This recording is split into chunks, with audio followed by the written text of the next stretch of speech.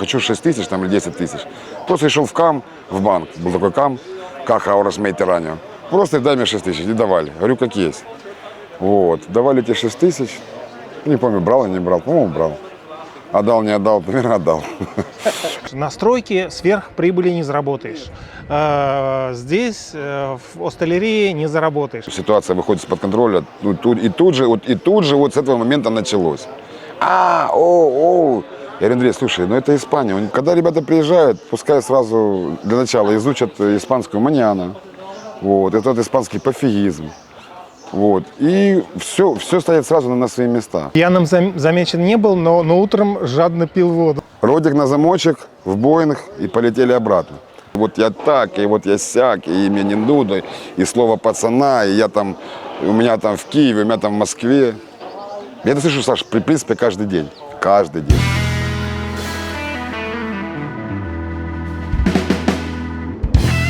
Володь, сегодня мы поговорим о твоей работе, во-первых, о твоей истории миграции. Она имеет богатую историю. Потому что, знаешь почему? Потому что очень редко я встречаю людей, которые такие ветераны, как я. А еще реже те, которые больше здесь находятся в Испании. Вот, как правило, среди моих друзей все, в общем, меня называют самый ветеран. И все. Но вот так как я встретил тебя, и мне понравилось, вообще, твое мнение интересно об Испании и испанцах, вот я бы хотел от тебя это услышать. Вообще расскажи, как ты попал в Испанию и когда? Саш, попал я в Испанию конец 98-го, начало 99-го. Но здесь уж точно память может подвести. Попал я, в Испанию попал. Да, попал. В смысле, вот именно слово отличное, попал. С тренером, говорит, поехали подзаработаем денег там в лунопарке. И мы приехали и попали. Все по фэншую нас на бабки кинули, якобы с понимания там трудоустройства, устроим. Вот. Работать в лунопарке вообще изначально в Италии. То есть была поездка Италия, лунопарк. По штуке долларов, штука долларов там. Я посчитал, там девятка стоила 3, там вишневая, еще длиннокрылая, короче. Вот. И приехали, а тут в Португалию мы приехали. Все-таки заехали в Португалию. Ехал в Италию? В Италию, приехали в Португалию. Остался в Испании, но сначала в Португалии. Да, поэтому я обожаю Португалию, мы с тобой говорили. Вот, мы приехали, там заплатили деньги, нас скинули, естественно. Все началось с пляжа, с португальского. Город Лагаш, там конюшни жили. Вот, потом там немножко побыли и уже переехали в Испанию. Там в Португалии не было работы? Работал, почему? Работал на стройке, да. Но надо было как-то жить там, работал. Вот такой небольшой кусок жизни, да. Где-то год я там был, не помню, 1,5. Вот, и переехал потом, товарищ мне говорит, поехали в Испанию. Там получше, поинтереснее, повеселей. Вот мы приехали в Испанию, Саша. Вот мы с тобой говорили, в 90-е годы, значительный такой приезд был криминальных людей из России, из Украины, из Белоруссии в Испанию. Там отмывали деньги, все. Это вот какая-то одна волна была где-то в 90-е годы. Сейчас, вот в связи со всей ситуацией, с войной, вообще с кризисом в этих бывших СНГ республиках, приезжают ли люди, вот как бы ты видишь по клиентам, какие-то люди вот из таких слоев? Которые не внушают доверия. Да. Скажем так. Да, Саш, приезжают. И достаточно много приезжают. С деньгами они? Да, они с деньгами, абсолютно верно. То есть, когда ты с ними приходишь навстречу, ты не понимаешь, да, с кем ты, ты общаешься с человеком. Да. Но со временем, учет того, что мы не живем там ни в Питере, ни в Москве, ни в Киеве, да, ты понимаешь со временем, с кем ты общался. По манере разговаривать. Нет, доходит информация. Тебе о них уже рассказывают? Конечно, достаточно очень все, очень компактно, мы живем в Аликанте. И уже доходит информация, там, вот такой-то человек, там, вот так у него в жизни сложилось.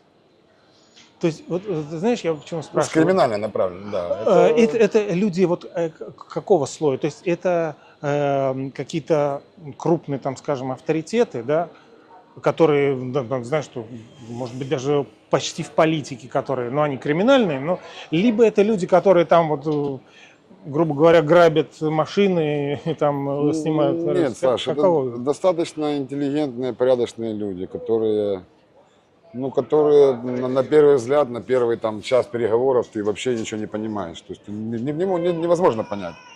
Он достаточно говорит уважительно, там, не применяет ни одного матерного слова, он там не обколотый. Не плюется на пол. Нет, не плюет, даже в формате там, курения отходит, чтобы там посторонним там не мне там, а другим сидят там, ну, как-то. Вот такие манеры прям очень-очень, ну, изысканные, скажем так. Ну, при всем при этом имеет такой очень-очень сильный стержень, который непосредственно основывается на очень такой школе, скажем так, 90-х годов. Я думаю, все понимают, о чем мы говорим. Ну, вот они приезжают как бы временно, как ты думаешь? Или просто переждать, может быть, войну, либо они уже все, они решили здесь вкладываться в бизнесы, вот переводят свои активы. Саш, я с ними встречаюсь, общаюсь с ними, я не знаю, какой у них футура, то есть вперед, что будет. Как минимум мы встречаемся, там, общаемся на темы недвижимости, там, какие-то совместные обеды, ужины. Но я думаю, скорее всего, переждать. Скорее всего, это больше переждать, нежели как бы оставаться. Потому что все-таки ну, другие планы у людей совсем.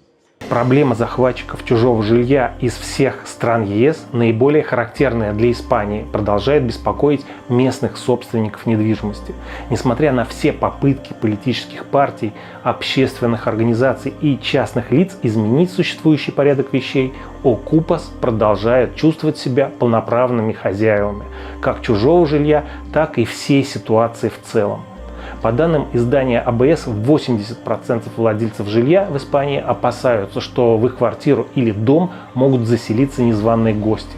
И это граждане страны или ее резиденты, в той или иной степени имеющие возможность контролировать развитие событий. Что тогда говорить об иностранцах, которые владеют так называемой отпускной недвижимостью в Испании, где живут от силы несколько месяцев в году, а все остальное время она простаивает пустой и зачастую безо всякого присмотра. Ситуация усугубляется еще и тем, что на выселение Окупас с помощью полиции отводится всего 24 часа с момента захвата ими объекта.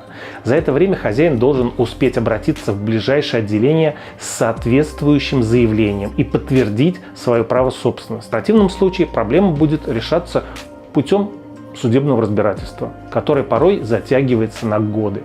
Все это время владельцу недвижимости придется оплачивать счета за свет и воду, отключить которые он не имеет права, равно как и попытаться вернуть себе жилье силой, даже если оно является для него единственным.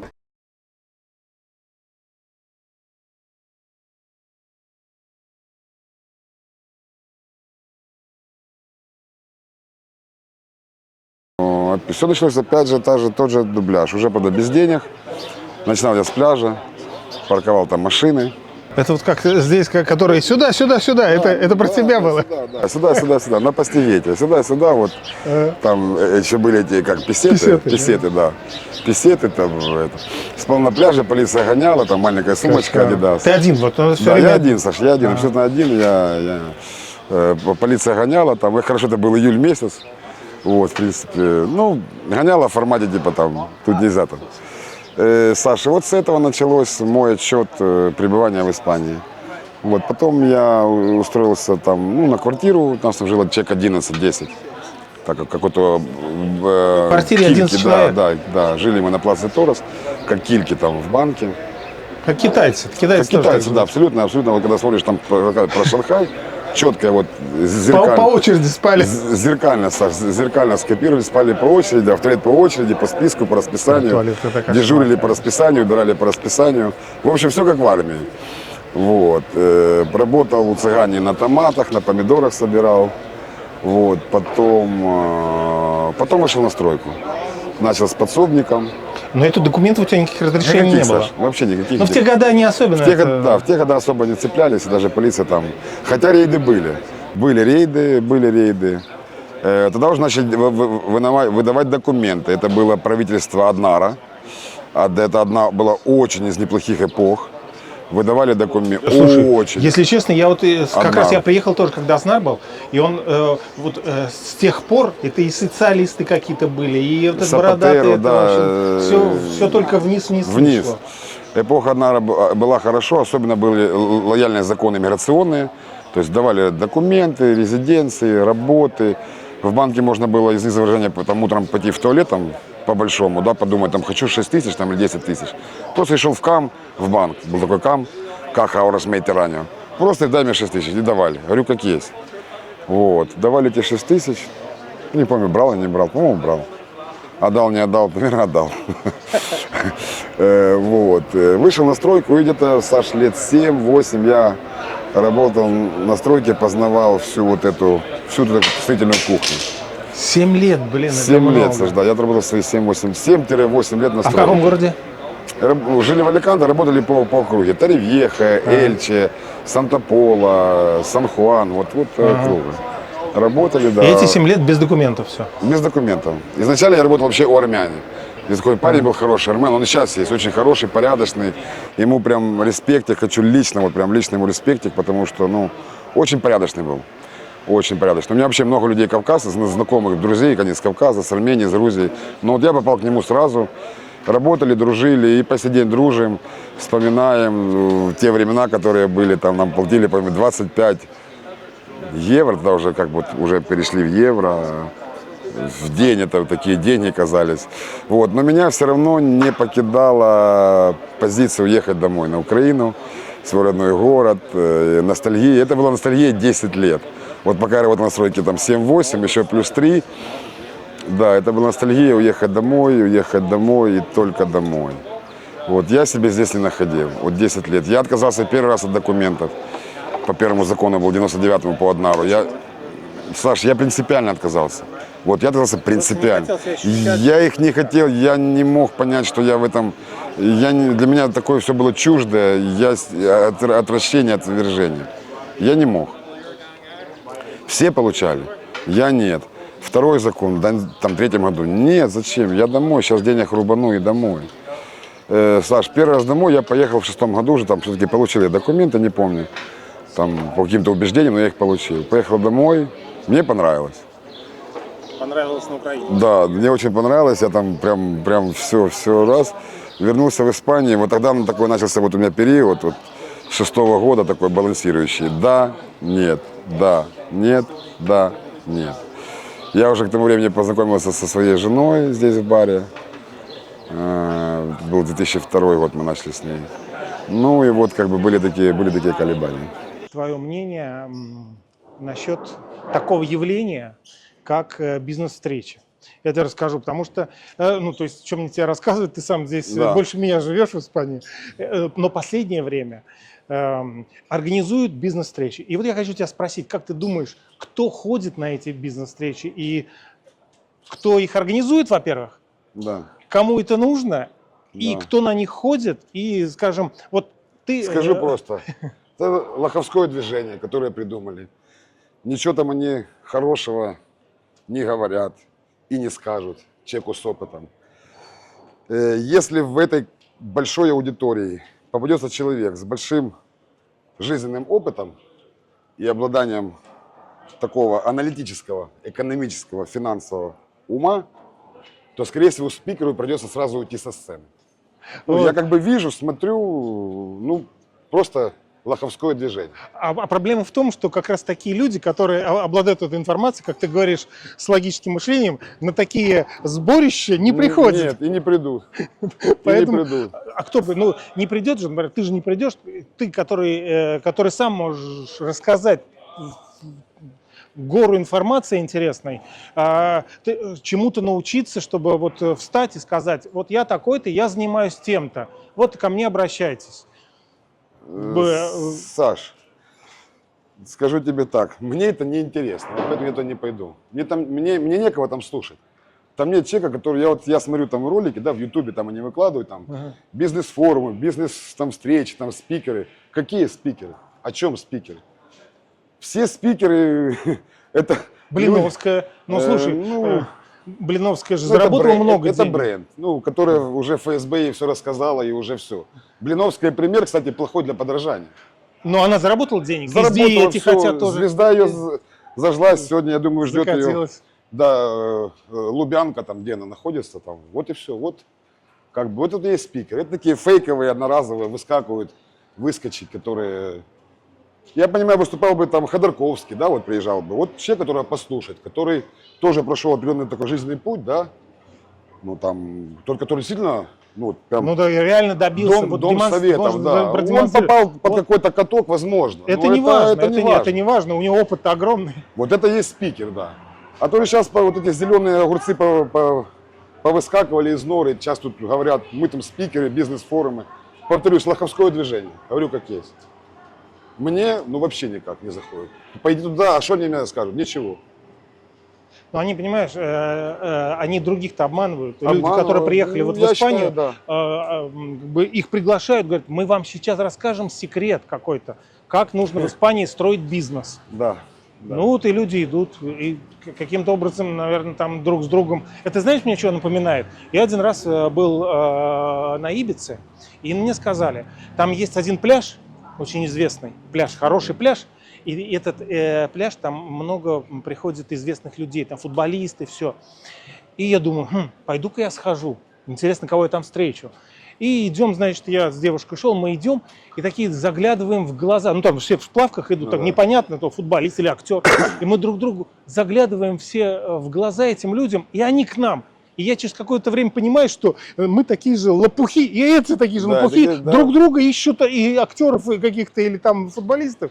И это то же самое. Приходят, наверное, люди там и начинают друг к другу прислушиваться. Что ж ты мне расскажешь такого, что я не знаю? Ты сейчас занимаешься недвижимостью.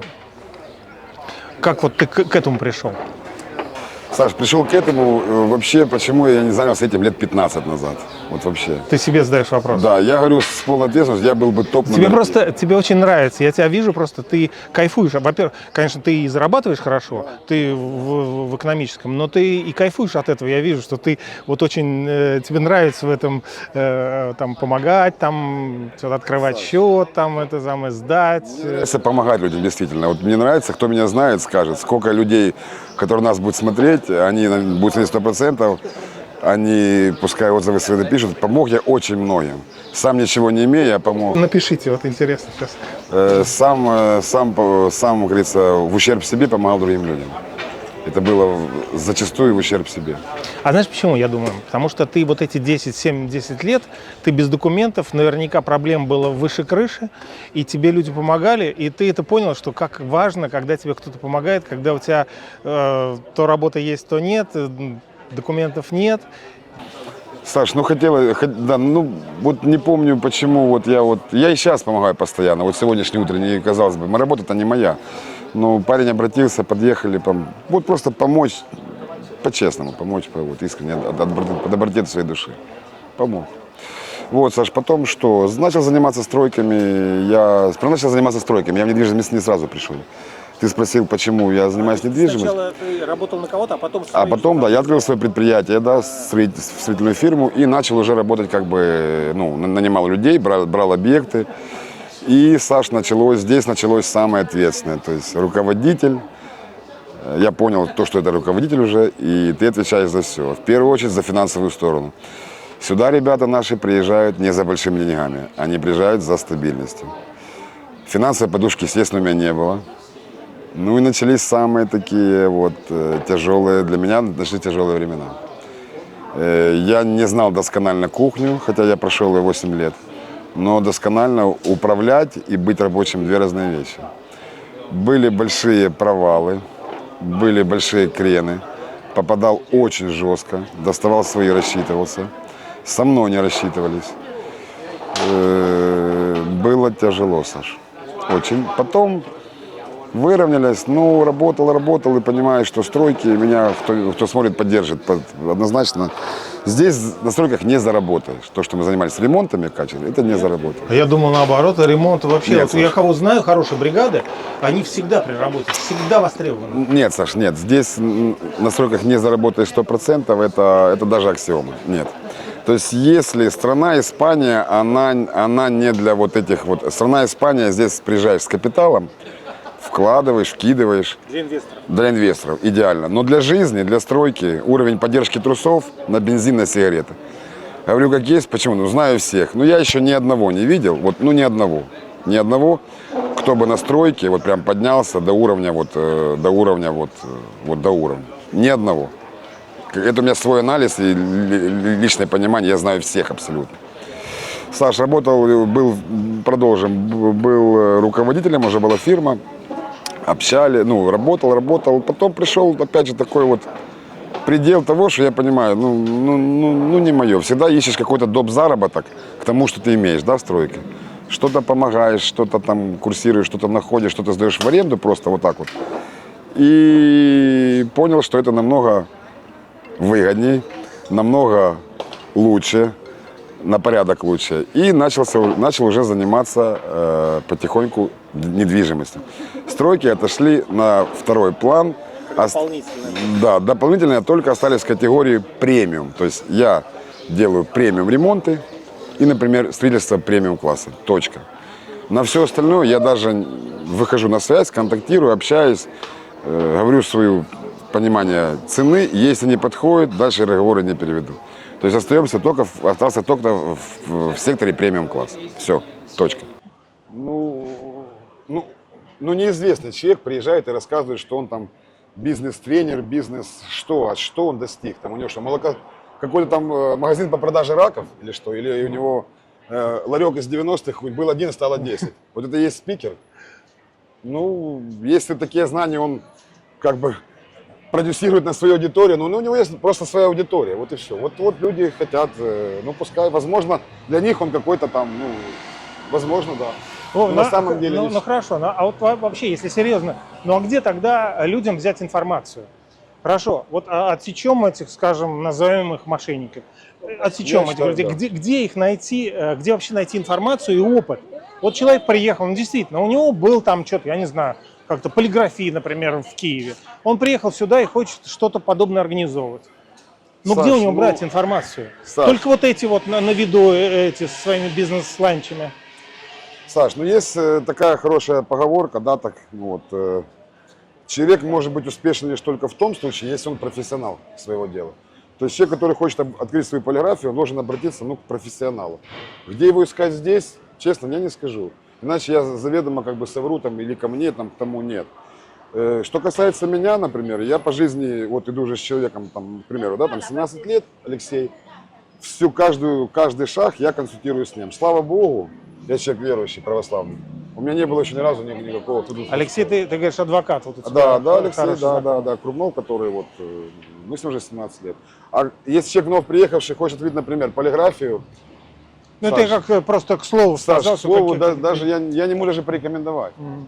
Не могу порекомендовать. То есть столько кидалово, столько вокруг обманов, столько вокруг этих всяких бизнес-спикеров, которые, вот они расскажут что-то, а потом люди остаются без денег. Так получилось. Получилось, как получилось. Скорее всего, так, Саша. А ты когда начал заниматься, чем ты сейчас занимаешься, ты же на кого-то обращал внимание? Были какие-то референции? Были какие-то люди или какие-то компании, с кого ты брал пример? Да, Саша, которые тебя не приглашали и не просили денег, просто ты на них обратил внимание.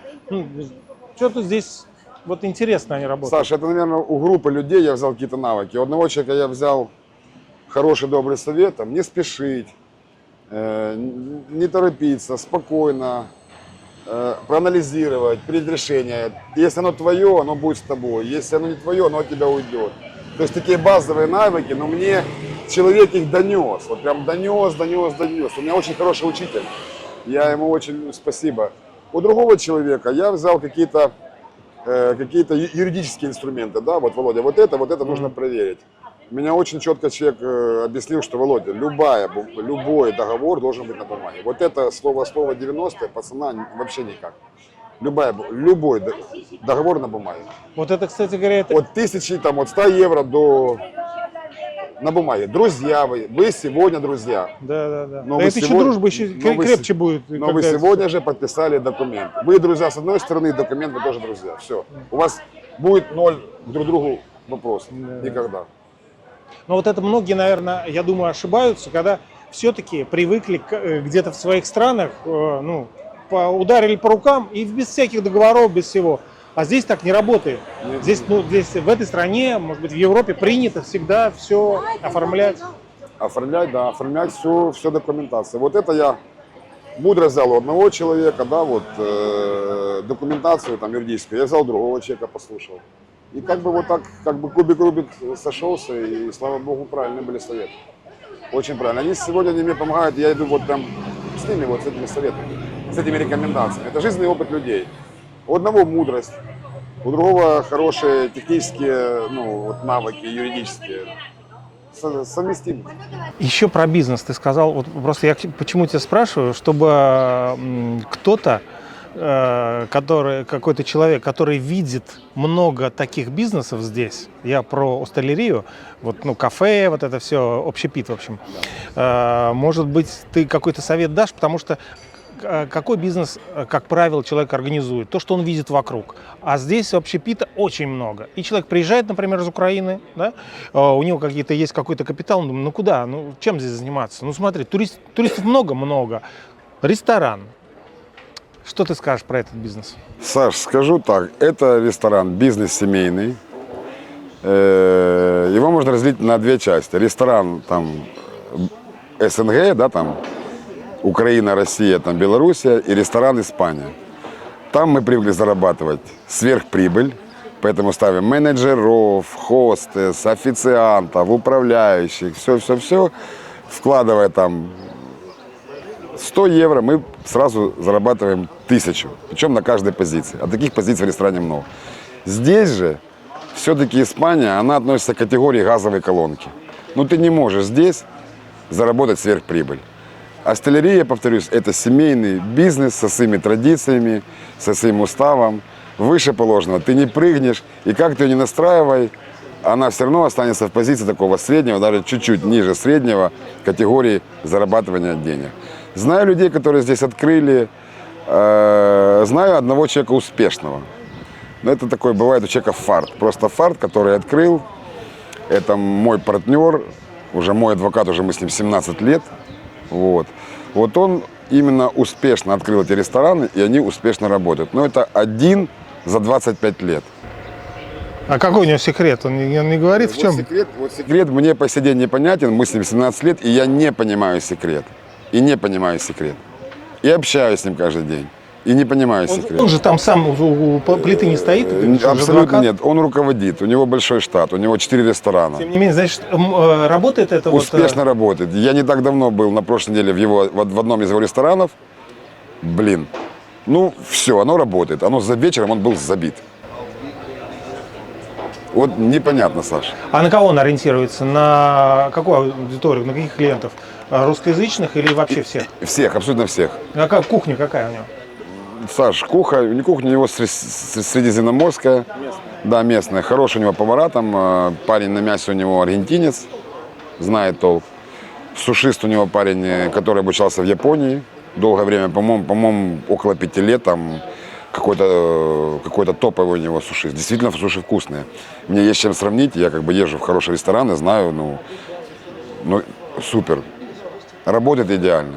И видно, ресторан забит, это и касса. Ну, логично. Вот, поэтому, Саш, рекомендации нашим ребятам, наверное, это просто вы должны приезжайте, если открываете ресторанный бизнес, вы должны в нем работать сами. Присутствовать, да. Иначе, ничего у вас не получится. К сожалению, я говорю наперед, к сожалению. Вопрос, кто-то, может быть, меня там оспорит, ничего не получится. В формате стабильность, там, платить налоги и жить, вот просто жить, но если формат зарабатывания, вы не заработаете. Не видел я ни одного. Ни одного. Мне почему-то кажется, что, знаешь, в чем кроется секрет? Ты несколько раз сказал сверхприбыли. Вот ты говоришь, на стройке сверхприбыли не заработаешь. Здесь в осталерии не заработаешь. Мне кажется, здесь возникает вопрос, а для тебя сверхприбыль? Ты вот сколько зарабатываешь, если не секрет? Саш, как знаешь, как известный блогер, я про деньги. Саш, деньги любят тишину. Вот у меня, я скорее всего, суеверие. Отвечу тебе суеверием, да. Вот суеверием. Я столько имел в жизни таких попандосов жестких, вот уже не хочется ничего наперед. Хорошо, Саш, мне прям хватает, все нормально. С кем лучше работать? С испанцами, Почему? однозначно. От них нет вреда, Саш. От них нет вреда, точка. Вот он пообещает завтра, он не придет, не возьмет трубку. Да, очень много. И многие жалуются на это. Он возьмет, телефон оставит, скажет, я сказал, что телефон находится в машине. Хотя он сидит, вижу, в WhatsApp. Но от него нет вреда. А вот от нашего брата, как бы, ну реальный вред. То есть по-любому даже какие-то недовольства, какие-то там оскорбительные слова бывают, что-то еще, типа, и как, и что. Я объясняю, что, ребят, это испанец. Например, делаем сделку, да, вот какую-то сделку. Вот у меня была сделка, да, давайте пример приведу, коротко. Дом 700 тысяч. Ну вот испанец, приезжали ребята с Москвы, все, да, вот почему я говорю про вред, сейчас говорю о вредности. И испанец говорит, позвонит, в пятницу должны были подписывать. Я сейчас помню, это была пятница, у них были билеты на субботу. 700 тысяч, понимание, да? У нас бы уже продали в четверг, в 12 часов ночи подписали. Вот. Суть что? Он звонит в пятницу, говорит, утром, говорит, а там у нас было в 12. Владимир, так и так, говорит, у меня, слушай, у меня там, говорит, у другана, говорит, мигачо, там, мимачо, миами, говорит, свадьба, говорит, вот. Говорит, поэтому давай так, говорит, вопрос закрывается, говорит, на сегодня, да подпишем в понедельник. Я говорю, Хосе, Педро там, для меня это нормально, я без, слушай, люди ж, билеты, слушай, пускай билеты перебьют, говорит, а вообще, если они хотят, то купят, когда приедут. Пускай летают там к себе и приезжают. Я звоню Андрею, говорю, Андрей, так и так, говорю, ситуация выходит из-под контроля. И тут же вот с этого момента началось. Я говорю, Андрей, слушай, это Испания, это устав, ему дом продать. Так а что он не хочет продать? Я говорю, ничего не хочет продать. Но суть-то все у нас закончилось. Закончилось тем, что все-таки Испания свое дожал. В понедельник была сделана сделка. Наши остались недовольные, налили кучу негатива на меня, на него и т.д. и т.п. Почти не дошло до такого пика рассоры, скажем так. Мы, по идее, могли рассориться, потому что я же тоже как бы не железный. Но, тем не менее, как бы, я человек дипломатичный, мы это все вот обыграли, завуалировали, билеты переставили, подписали в понедельник, они в понедельник вечером улетели.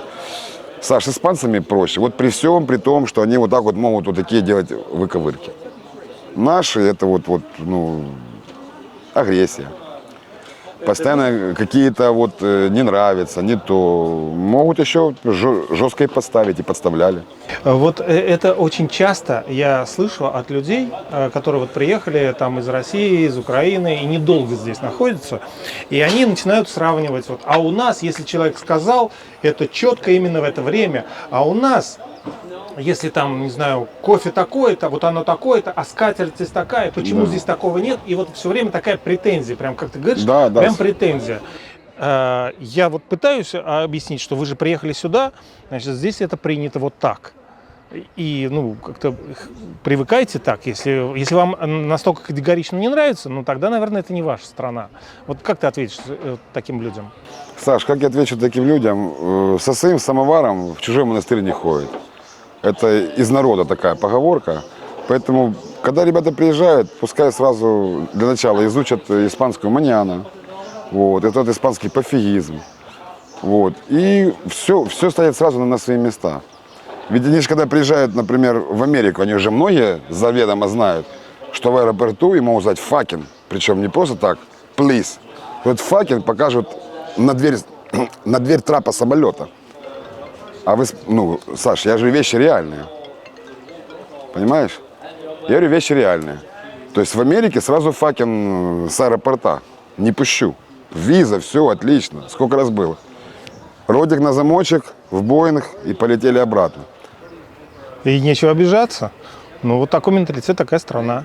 А здесь вот такая прям бурная демократия. И я так, и я сяк, и имя не Дуда, и слово пацана, и у меня там в Киеве, у меня там в Москве. Я это слышу, Саш, в принципе, каждый день. Каждый день. Вова, а ты вообще с кем общаешься? Ты с испанцами общаешься? Друзья у тебя есть? В 98%, Саша. Друзья, мужчины, девушки есть у тебя?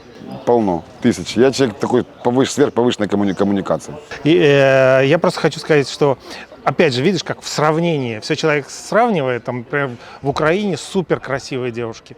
Ты сюда приехав, Вот ты сколько, 10 лет, ну, были же у тебя какие-то отношения с девушками из испанки, или все были только из Украины и России? Саш, не было у меня, сейчас отвечу, не было отношений у меня с испанкой. Не было. Вот были сразу, у меня жена вот, с России сразу. Ты не можешь сейчас говорить просто, я знаю, Алло. жена-то посмотрит, вот Алло. пока он говорит, Нет, алло. жена-то будет смотреть. Алло, девушек, у меня испанских не было, абсолютно. Не потому, что там жена нет, у меня, кстати, с женой отношения уже вот близкие. Этот тандем я сохраняю, кстати. Саш, нет ни одного человека, который скажет, что я там где-то там подгулял. У меня, наверное, от отца и матери. Вот они в этом году будут справлять, по-моему, 50 лет. 50 лет. Уже будет золотая свадьба у них. Уже они пошли там платиновую, серебряную, уже будет золотая, Саша. Это, скорее всего, генетически на уровне вот у меня отца. Вот у меня такой человек, военный полковник настоящий. Работа, дом, семья, все в семью, как бы вот такой кормилец, скажем так. Вот, и без... Идеальный муж. Да, я считаю своего отца идеальным, потому что есть у моих родителей, ну, очень, очень хорошие люди, я их очень люблю. Отец всегда занимал посты высокопоставленные, его никогда рядом не было, я никогда его не видел, никогда. Он летал с леты куда-то с депутатами, куда-то он в Верховной Раде был, он везде. Но только не дома. Но при этом всегда был порядок, контроль, четкость. В основном я был с мамой. Но при этом, и я говорю, вот при всем при том, что у нас была такая как бы, немножко не были мы вместе, как семья, да, вот постоянно, но сохранился тандем, вот отец с мамой уже 50 лет.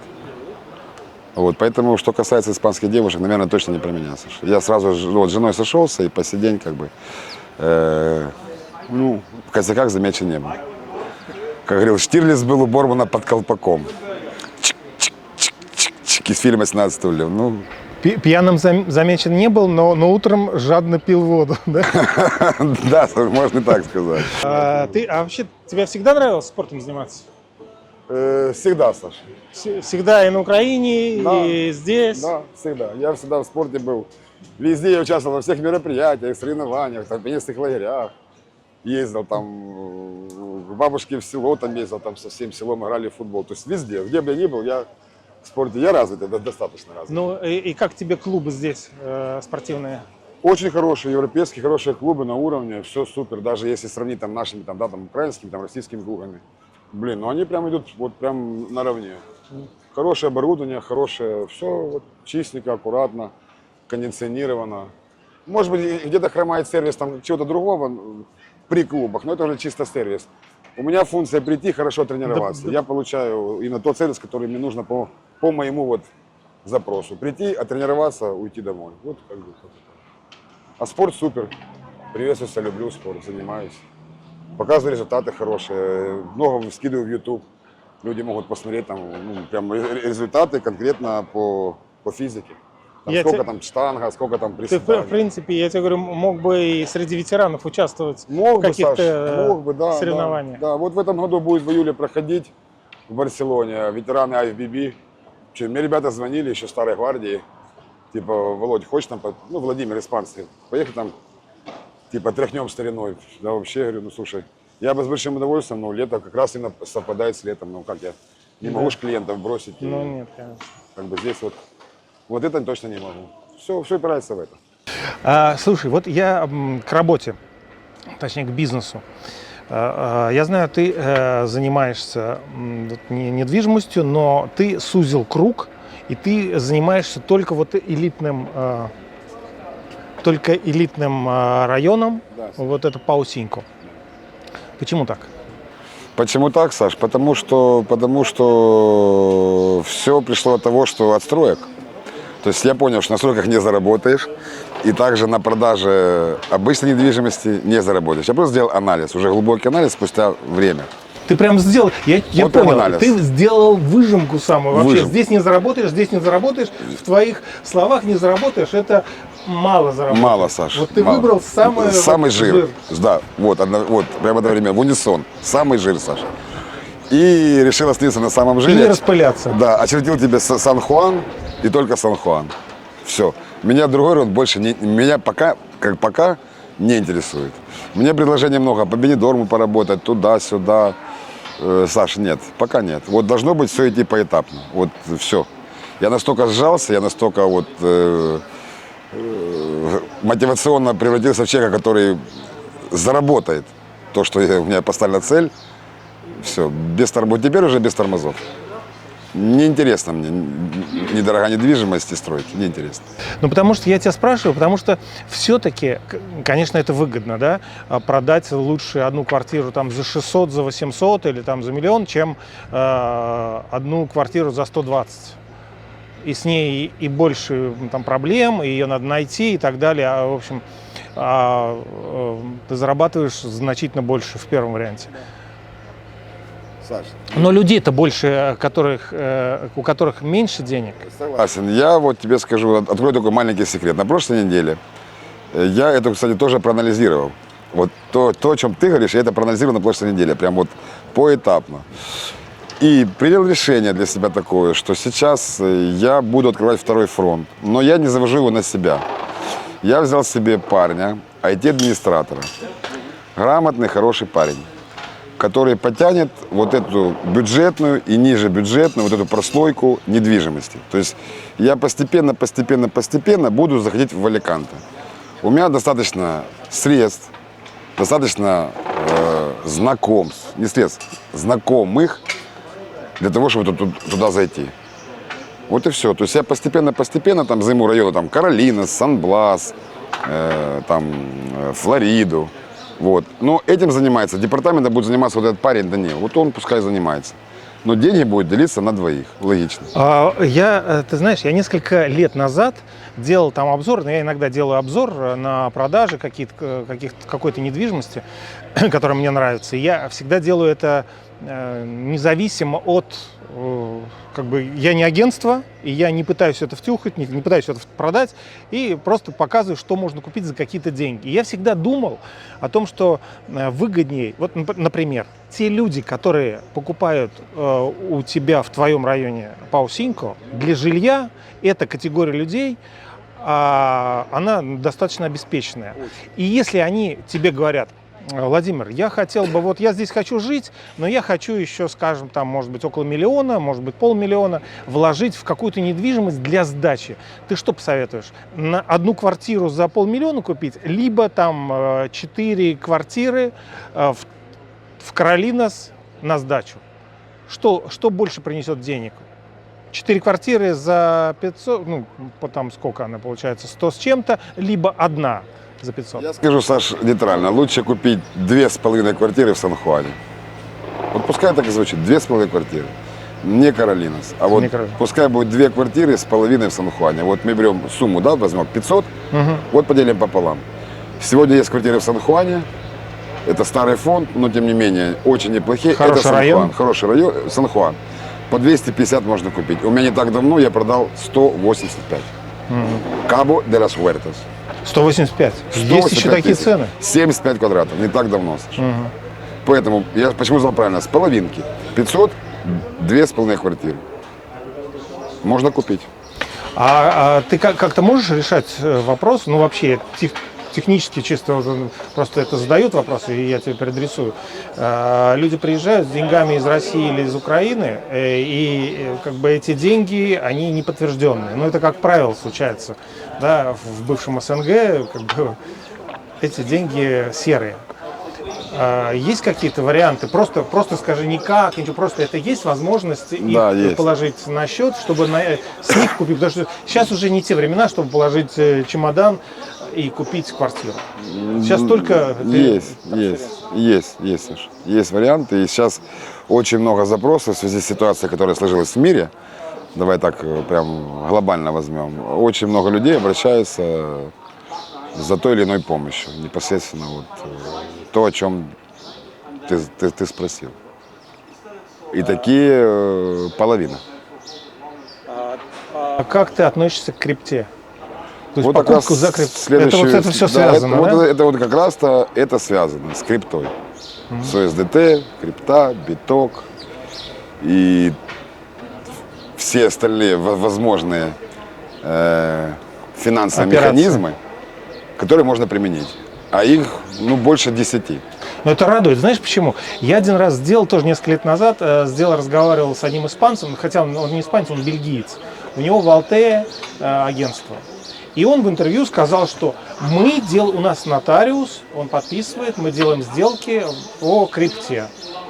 После этого интервью мне начали звонить и спрашивать, Да. мы хотим. Да. Я начал к нему обращаться, а оказалось, что он немножко балабол. Бельгиец. Бельгиец, да, Бельгиец. немножко бельгиец. Бельгиец. Да. И получилось, Каша что во я рту. в такой ситуации, что вроде бы человек пообещал, клиенты появились, я хотел перенаправить ему, а он вот так вот как-то, сейчас некогда, сейчас я уезжаю, там у меня сейчас что-то нет. В общем, люди говорят, слушай, нет, наверное, нет. Саш, я тебе скажу уверенно, да. И даже есть сделки, которые сейчас покупаются уже даже за российский рубль. Но это опять же ценник высокий, как на паусиньку, или любые ценники. В основном люди обращаются за высокой недвижимостью. Вот. И, например, говорят, там, Владимир, у нас там-то есть рубль, но здесь мы хотим при этом купить недвижимость. Ну, давай вот будем вот ту сумму обозначим, 500, да, ты говоришь, вот давай на ней, вот 500. Да. Я проблемы не вижу. Ну, сделки же были, поэтому проблем не вижу. Пока механизмы работают, слава богу. Легальные, они легальные, абсолютно легальные. Что касается там сектора банковского, да, вот деньги, они все это в формате легального. Как ты думаешь, вообще это выгодное вложение вообще в недвижимость? Потому что есть мнение, что инвестиция и недвижимость – это как бы разные вещи. То есть в недвижимость, ты просто в недвижимости сохраняешь деньги, но ты не зарабатываешь. Там как-то что-то, в общем, расходы, и, в общем, инфляция и так далее, и невыгодно. Как ты думаешь, вообще вложение денег в недвижимость – это выгодно? Это очень выгодно. Твои какие-то клиенты годичной давности сейчас насколько выросло?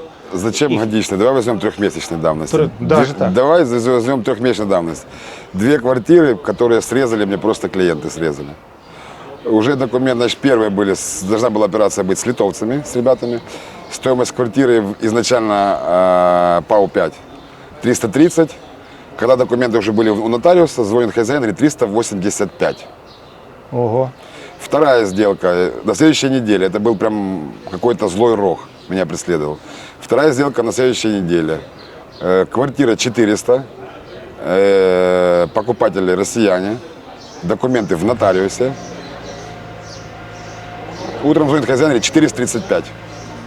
А разве так можно, Но я тебе если уже скажу больше, ты же нотариуса? спросил про инвестиции или по приросту. Мало того, 382 и 435 продались. Ну, раз Их он уже поднимал. нет. Их уже нет. Нет, подожди, а вообще-то это как бы этично так делать? Если у нотариуса Саш, уже документы, как так? Это прям шантаж какой-то. Да, в одном случае это был наш человек, выходец, да, из СНГ. А второй случай чистый испанец. Но они предоплату, то есть заплатили фиансу? Нет, потому что сделка была быстрая. То есть у людей были деньги на счету. Ага. В таких случаях никогда контракт ДАРО не делается, если мы проговариваем в пятницу, а в понедельник уже отправляются документы в нотариус. Ну, какой контракт о ДАРО, то есть о резерве. То есть к нему сразу Суббота, пришли воскресенье, и это сказали, а мы у тебя по за 100 факту, купим. по Он говорит, факту. да нормально. И ребята дают деньги, ему говорят, а зачем? Говорит, мы же в понедельник подписываем. Понятно. В эту жизнь, в этот ритм, быстрее все успеть. Вот, есть хорошие слова, я слушаю часто, такие как проза. Михаил Танича. Да, хороший, известный, жизнь у него такая сложилась. Отсидел, он же политически ни за что, и по сути дела... И это много он сидел. много, да, репрессирован, ну какой человек, да, какой человек. И вот я очень много его слушаю, высказывания его, он очень много оставил после себя. Не только группу Лесоповал, которую я обожаю, еще много-много таких крылатых фраз, которые действительно, они в простонародье крылатые. Вот. Это так же самое, как вот «не верь, не бойся, не проси». Оно ж с народа, раз оно пошло в музыку, это стало уже Не, такое ну крылатое. раз оно, это такие Да. вот вещи закрепились у людей, значит, это как бы близко отдается где-то. Да. Вот стараюсь слушать вот таких исполнителей. Это жизненные. Вот это всякие рейвы, трэши, ну не мое. Вот послушаешь Танича, ту же самую музыку. Это о жизни, о каком-то промежутке жизни. Вот ну, просто слушаешь и не понимаешь. Там вот эти урановые руды, как человек это все выдержал. Ну да, Там, да. с переломанной ногой, там все эти унижения в этих гулагах. Это же не тюрьмы, это гулаги были, это ну, просто... Эльдар Рязанов, кстати, очень тоже слушаю его очень часто. Его выступления есть там и на политические темы, и на обычные темы. Кобзона слушаю тоже. Он очень хороший, дает интервью, конечно. Там очень много поучительного по жизни. Ну, фигура, который дружил с такими именитыми ну, людьми, которые по сей день от одной там имени в дрожь пускают. Слушай, а ты какие-то фильмы смотришь? Тебе нравится? Саш, смотрю, да, но только военные. У меня очень серьезно? узкие, да, военные вообще не. Американские точно не мое. Триллеры, там всякие Том и Джерри точно не мое. А вот военные фильмы про войну, такие как «Аты-баты шли солдаты», там, «В бой идут одни старики», там, вот, про Максима Перепелицу, там, что там еще, «Сталинград 43».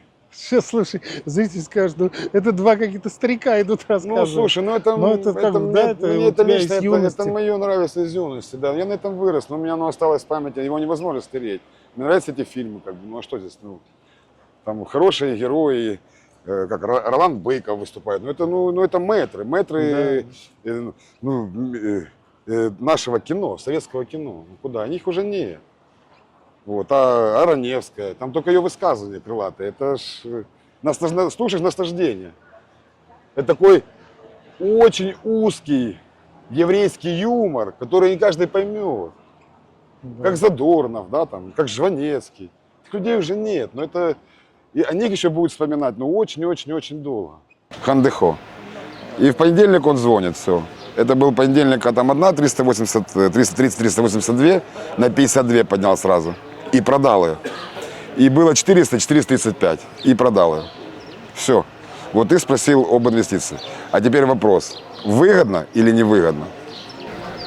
Да, но я тогда представляю, какая разница годичной давности у клиентов. Сумасшедшие, да. Сумасшедшие уже подъемы есть. Люди прям уже, некоторые мне позвонили, Володечка, мы прям купили, Благодарны и мы тебе. такие довольные, что ты именно настоял на том, чтобы мы взяли вот именно этот бунгало там или квартиру, я не помню, там клиент Алла, по-моему, есть с Питера, там девочка у меня, женщина. Говорит, Прим, спасибо тебе огромное. Говорит, типа, представляешь, мы посмотрели уже 50 плюс. А что вообще люди, вот как бы больше процент предпочитают покупать дома, бунгало или квартиры? Саш, продаваемый сегмент это 200-500 тысяч. Сан-Хуан. Вот это самый продаваемый. Это квартиры бунгало, да. Квартиры-бунгало. Ну да, да, и ты же в этом районе, там домов-то отдельно стоящих. Есть, почему? Кабо де лас Хуэртас. У меня там есть там, 5 Ну там за домов миллион, лишь. да, несколько миллионов. Да, там миллион плюс. Да, там миллион плюс. Вот там покупается, да, это под клиента. Под клиента. А 200-500 это поточка, это транзит. То есть это любому предлагаешь, вот прям всем первый, второй, третий, пятый покупает. Как ты относишься к таким районам, как некогда раскрученным, как Алтай-Хиллз? Слушай, я считаю Taylor Hills ровно так же, как и телефон iPhone. Телефон iPhone. Это, ну, наверное, дань моды, да, дань моды. Вот. Самый обычный, простой, хорошая реклама агрессивная. Американцы молодцы, умеют закрутить. Слушай, оперативная система, она Супер, супер. А в Алтай-Хиллз что там хорошего? На самом деле ничего, галька неудобная, ну, закоуточка. Сделали хороший бренд, приехали там хорошие, интересные люди, никого не хочу никого обидеть. Для меня, для человека, который живет здесь 25 лет, да, просто переоцененно. Но место отличное, люди живут серьезно, там статусно. Я половину Алтеи знаю людей, которые живут непосредственно, с ними общаюсь по сей день и общаемся. Мнение мое субъективное. О Хала не хочу никого обидеть, лично мое мнение. И ценники там тоже самое завышены. Есть не меньше мест, которые по сей день прогрессируют, и в недвижимости поднимаются. Ну, возьми пляж Сан-Хуан. Ну чем он хуже? Он вообще не хуже. Это ж просто песочек, это же наслаждение. Все-таки там галька. Один из лучших пляжей. Один Это из лучших сколько? пляжей, 8 да. километров, Да. он сколько-то Да, широчайший. да. Там, и сколько у них голубых флагов. Ну и Чистейшая Аликанте, вода. ты знаешь, да, признали, перебью тебя, признали Аликанте №1 по газете. Да, №1 в городе по чистоте. Это буквально месяца 3 назад была прям выписка, информацион. №1 по чистоте, по благополучию, по комфорту. Аликанте. Нужен ли язык, знание языка? Я слышал, как ты разговаривал по телефону, очень так, жестко, можно сказать, с испанцами. Да. Но это просто жестко, это, конечно, юмор. Но эти слова, которые ты употреблял, они на испанском языке не звучат так резко, как если их перевести на русский. Да, да. Саша. Это будет такое, это серьезное оскорбление будет на русском языке, но на испанском это такое, Ну это такое, да. такое лайт, Да, Саша. такое, в общем. Ну, типа- Нужно ли изучать язык испанский? Саш, я не мог никуда двигаться дальше, вот почему на стройке 8 лет, пока у меня не было языка. Это оружие. Это оружие, которое ты просто сносишь с ног любого человека. Но я убеждаюсь по сей день, ну, слава богу, меня миновало. У меня не было еще ни одной ситуации, которую я не мог бы разрулить. Но при этом я знаю хорошо язык. Да, это оружие, кстати, его не то, что нужно знать, его необходимо знать. Иначе ничего не получится. Но ты его учил или Нет, это Саша, я просто его в не учил. общении? В общении. Я, скорее всего, полиглот. Не сказать, так и есть. Я знаю 4 языка. Я полиглот. Поэтому мне, опять же, вот в сфере недвижимости, ну, я, наверное, не то, что как рыба в воде, а, наверное, как Нептун у себя дома. Вот. Я общаюсь со всеми на разных языках. Ведь у меня же музыкальный слух, я ведь еще пою. И мне настолько заходят языки, речи, и я очень быстро схватываю. Это, знаешь, важно очень, потому что есть, вот когда я ходил в школу языков, я учил и так далее, и есть люди, которые на слух воспринимают, а другие визуалы, которые им надо видеть, как написано слово. Оно запоминается, если они знают, как оно написано. Вот я, например, ко второму отношусь. Я не могу запомнить, я поэтому английский не могу выучить, потому что написано одно, произносится другое, и у меня винегрет в голове получается. Саш, я его на слух, вот раз на слух, пим и зафиксировал, на слух. Ну, потому что У меня хороший слух. очень У меня, правильно разговариваешь, и я правильно ж произношение. в Ютубе выкладываю, я пою, я считаю, что я пойду очень неплохо даже. У меня музыкальный слух, я воспринимаю очень быстро. Ну вот как-то так.